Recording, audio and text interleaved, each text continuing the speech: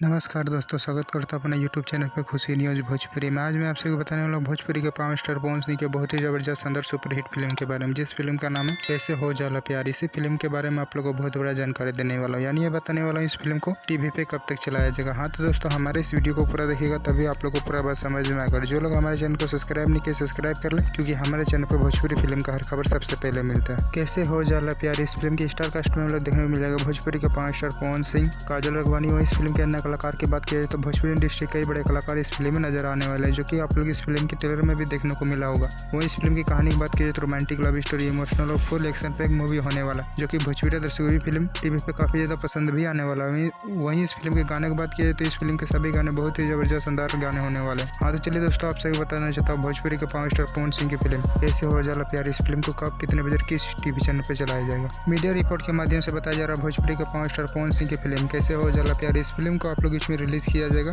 13 जुलाई को शाम 7 बजे रैपसिक टीवी चैनल पे, और दोबारा इस फिल्म को चलाया जाएगा 14 जुलाई को दोपहर 3 बजे। हाँ दोस्तों, ये फिल्म आप लोगों के बीच में टीवी पे रिलीज किया जाएगा 13 तारीख को शाम 7 बजे और 14 तारीख को दोबारा चलाया जाएगा दोपहर 3 बजे। एक बार जरूर इस फिल्म को टीवी पे देखिएगा, बहुत ही जबरदस्त शानदार फिल्म होने वाला है। तो दोस्तों, हमारे इस वीडियो को पूरा देखिएगा तभी आप लोगों को पूरा बात समझ में आएगा। और दोस्तों, ये वीडियो आप लोगों को पसंद आया ज़्यादा से ज़्यादा लाइक करें, सब्सक्राइब करें। धन्यवाद दोस्तों।